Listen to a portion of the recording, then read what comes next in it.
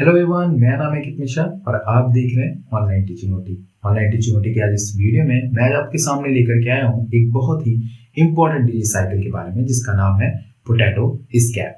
अब potato scab जो होती है वो बहुत ही सिंपल, बहुत ही एकदम से कॉमन हमें ये डिजीज देखने को मिलती है। अब सवाल ये उठता है कि इतनी ज्यादा ही कॉमन है तो ये डेंजरस कितनी है। यस, ये डेंजरस तो होती है, लेकिन अगर हम इसको अपने सिचुएशंस के हिसाब से देखें तो ये हमारे लिए कुछ खास डेंजरस नहीं हो सकती। मेरे कहने का मतलब ये है कि सपोज करिए कि आपके पास एक ऐसी फसल हो जिसको आप 2 महीने बाद कलेक्ट करने वाले हो किसी खेत से, तो जाहिर तौर पे जब आप उसको 2 महीने के बाद कलेक्ट करेंगे तब तक वो पैथोजन उसके ऊपर उतना अटैक नहीं किया होता है। नो डाउट उस पर इन्फेक्शन होगा, लेकिन 2 महीने तक उसके ऊपर हमें कोई खास इन्फेक्शन देखने को नहीं मिलता है। और तभी आपकी फसल की खुदाई है तो उसलिए वो फसल पे ज्यादा नुकसान नहीं होता है और आप सिम्टम्स को देख करके जान लेते हो कि फसल खराब होने वाली थी, आप उसको जल्दी से जल्दी बेच सकते हो। लेकिन कई दफे ऐसा हो जाए कि सिंचाई या फिर लेट लतीफी आपको लग जाए खाद वाद या डेवलप में, तो वो फसल जो होती है वो सब जमीन के अंदर ही क्या होता रहता है, वो आलू जो है, जो मैं पोटैटो की बात कर रहा हूँ, या 2 महीने में जो भी फसल है, अगर वो पैथोजन है तो वो पैथोजन 2 महीने जितना आप लेट लगाएंगे वो पैथोजन उस फसल को उतना ज्यादा नुकसान पहुंचा देगी। यही चीज होता है हमारे पोटैटो स्कैब के साथ में। अगर हम किसी भी बीमारी, अगर कोई भी आलू हमारा जमीन के नीचे है और जमीन के नीचे ही उसका पैथोजन मौजूद है, तो हमें आलू को 2 महीने के बाद जब हमारी आलू की खुदाई हो रही हो तो हमें उसको निकाल लेना चाहिए। अदरवाइज वो ज्यादा दिन तक अगर रहेगा, पैथोजन उसको ज्यादा दिन तक अटैक करेगा, ज्यादा न्यूट्रिशन पैथोजन उससे लेगा और आलू हमारी पूरी तरह से खराब हो जाएगी। लेकिन अगर हम उसको 2 महीने पहले ही निकाल लेंगे तो हमारी ज्यादातर आलू जो होंगे वो सेफ हो जाएंगे। अदरवाइज वो डिजीज जो है वो एक ट्यूबर से दूसरे ट्यूबर में फैल जाएगा।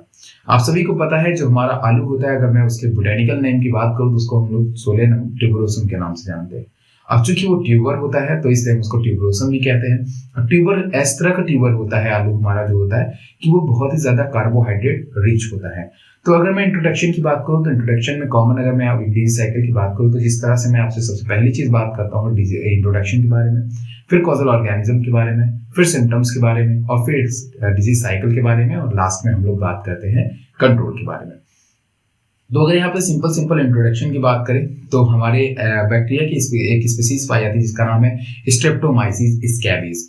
अब ये जो स्पीसीज आपको देखने को मिलता है स्ट्रेप्टोमाइसिस स्कैबीज, ये बेसिकली हमें पोटैटो के अंदर इसकी बीमारी सबसे ज्यादा देखने को मिलती है। अब अगर मैं बात करूं पोटैटो के अंदर क्यों, क्योंकि ये एक बैक्टीरिया होता है और जो ट्यूबर होता है, जो आलू होता है, वो बेसिकली जमीन के नीचे होता है और ये जो बैक्टीरिया होता है ये भी बेसिकली सॉइल बॉर्न होता है, मतलब कि जमीन के द्वारा ही इन्फेक्शन इसमें फैलते हैं, मिट्टी के द्वारा ही इन्फेक्शन इसमें फैलता है। अब किस तरीके से मिट्टी के द्वारा इन्फेक्शन फैलता है, यही सारी चीजें मैं आपसे डिजीज साइकिल में मेंशन करूंगा। बस आपको इतना जानना है कि स्ट्रेप्टोमाइसिस स्कैबीज जो होता है वो बेसिकली पोटैटो, कैरेट, रेडिश, इन तमाम तरह की चीजों में स्ट्रेप्टोमाइसिस के स्पीसीज अपनी बीमारियां फैलाती हैं। ज्यादातर रिसर्च पेपर यही बात प्रूव भी करते हैं। अगर हम बात करें, आपके सामने जो लाइनें होंगी उसमें आप लोग देख रहे होंगे the disease occur world wide. ये डिजीज बेसिकली जो होती है वो हमें वर्ल्ड वाइड देखने को मिलती है। ये पोटैटो के साथ में कैरेट में भी हमें देखने को मिल जाती है।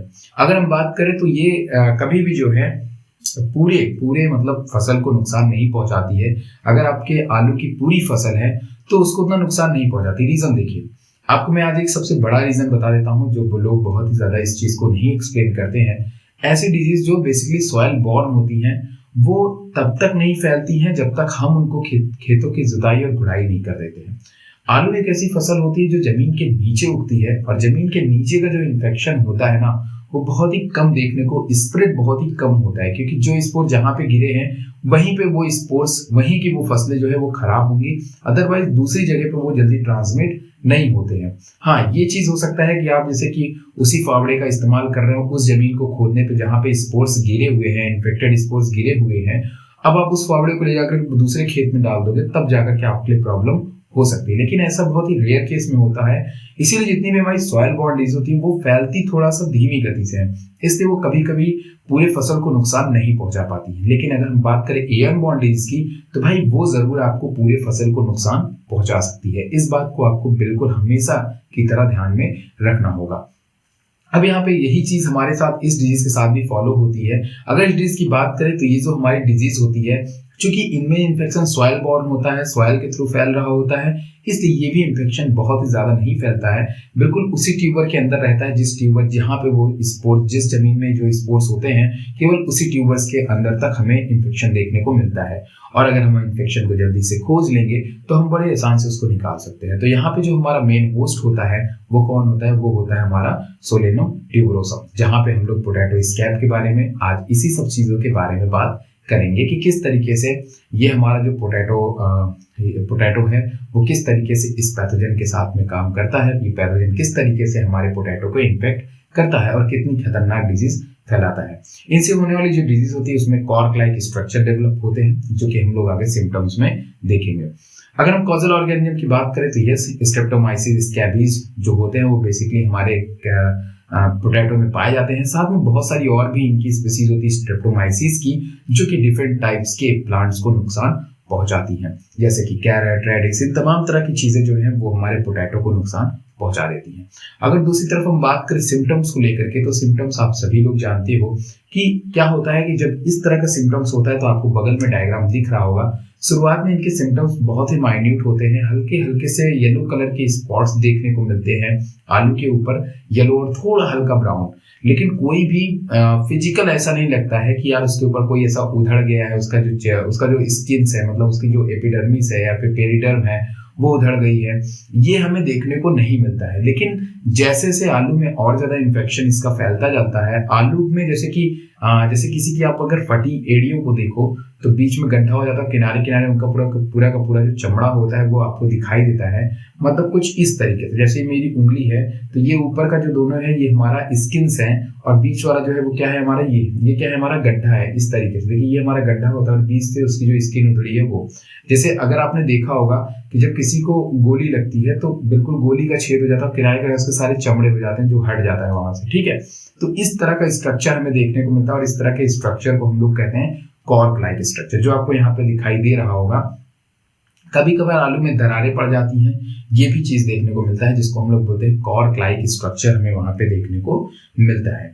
और ये कॉमन होता है शुरुआत में, और बीच में जो एरिया होता है ना, बीच का जो एरिया होता है वो ब्राउन होता है और किनारे किनारे का जो एरिया होता है वो थोड़ा सा उभरा हुआ और येलो कलर का आपको दिखाई देता है। तो ये भी आप ध्यान में रखेंगे। बाद में यही जो ट्यूबर होता है, इस ट्यूबर में ये जब बहुत ही खतरनाक रूप ले लेता है, थोड़ा सा मतलब शुरुआत में तो ये उतना ज्यादा, अगर आप इसको खाओगे, इसके काट को थोड़ा सा हिस्सा निकाल दोगे तो आप आलू का इस्तेमाल कर सकते हो, ऐसा नहीं है, मतलब कि आप आलू का इस्तेमाल काफी टाइम तक कर सकते हो। अगर आप, मैंने क्या कहा कि ये फसल आपको तब तक नुकसान कम करेगी जब आप इसको पहले ही कलेक्ट कर लोगे।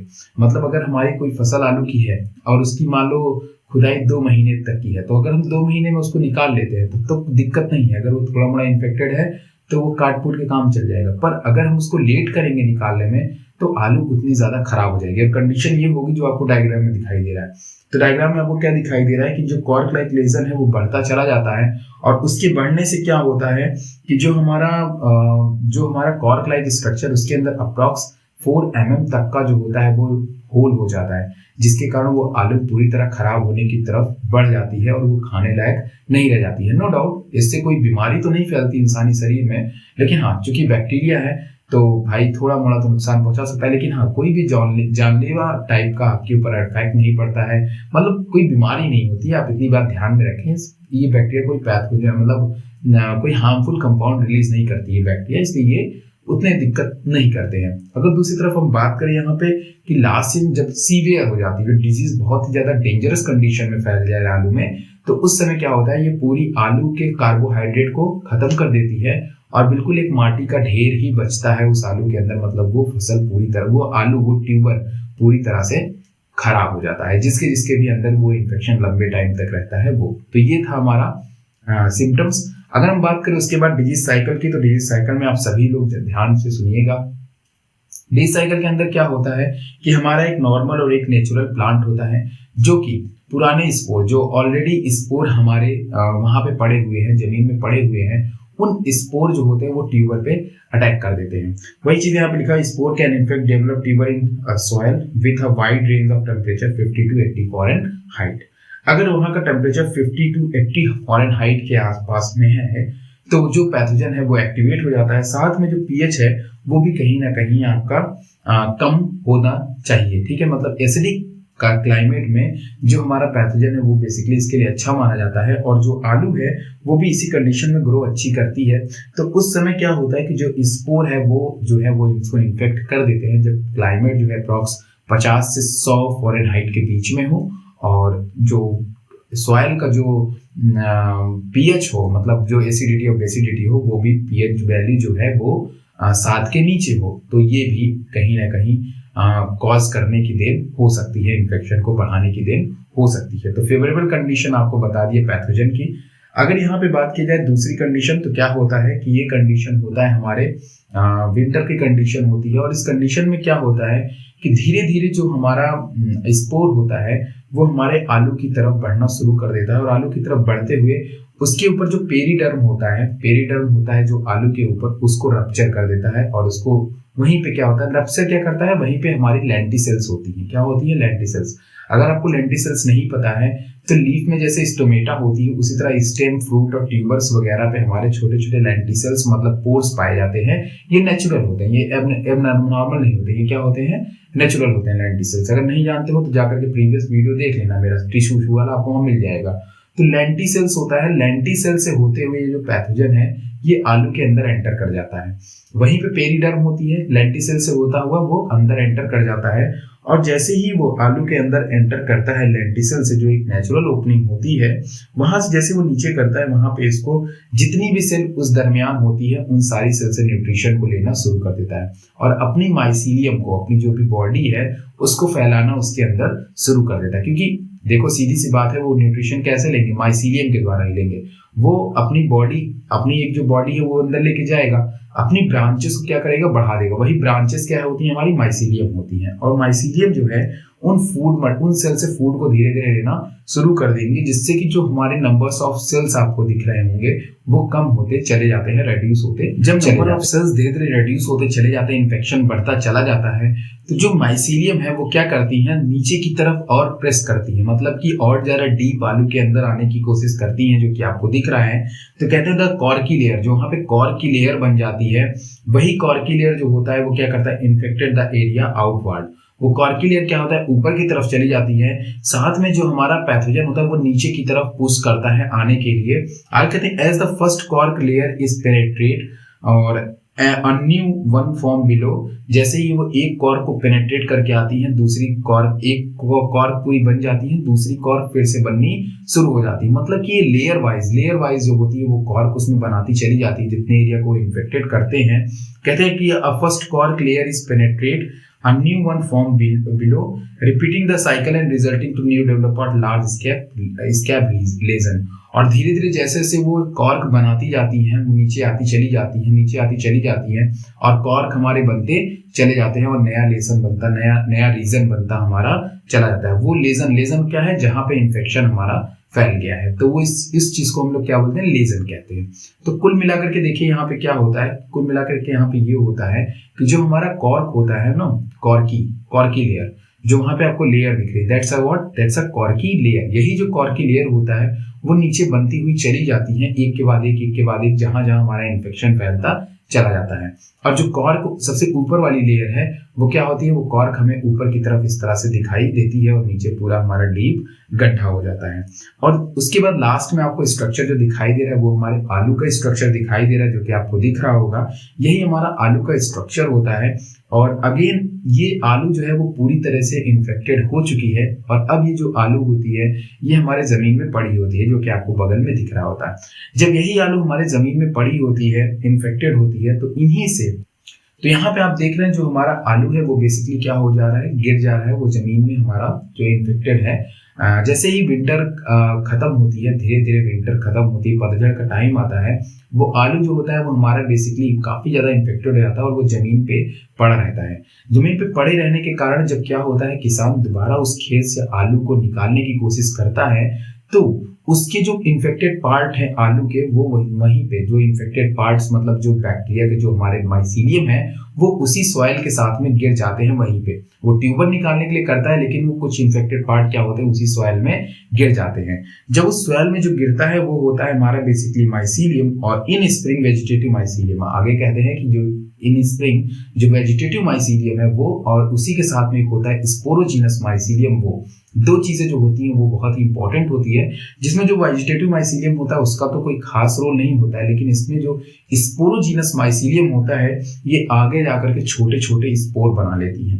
ये क्या करती हैं, स्पोरोजीनस हाइफी आगे जाकर के छोटे छोटे स्पोर्स बना लेती है और यही छोटे छोटे जो हमारे स्पोर्स होते हैं वो आगे जाकर के जब हम नया खेती करते हैं, नई आलू बोते हैं तो उसी को फिर से ये इन्फेक्ट कर देते हैं और इस तरह से साइकिल हमारी रन करनी शुरू कर जाती है।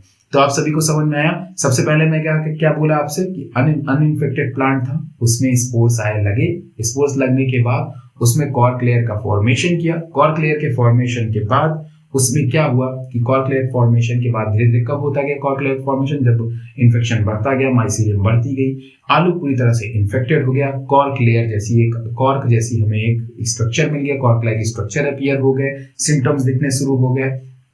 फिर जैसे ही किसान आलू को निकालने गया उसकी गलती से क्या हो गया कि वहां पे वो हाइफी छिटक गए और हाइफी के छिटकने के कारण वो पूरे हाइफी सॉइल के साथ में मिल गए। अगली बार किसान जब फिर से फसल बोता है तो उसमें से स्पोरोजीनस हाइफी से कुछ स्पोर्स बनते हैं जिससे कि हमारा आलू फिर से इन्फेक्टेड हो जाता है। यही ये डिजीज थी और इसी तरीके से ये डिजीज बेसिकली फैलती है, इसलिए आपको इस बैक्टीरियल डिजीज को ध्यान में रखना है।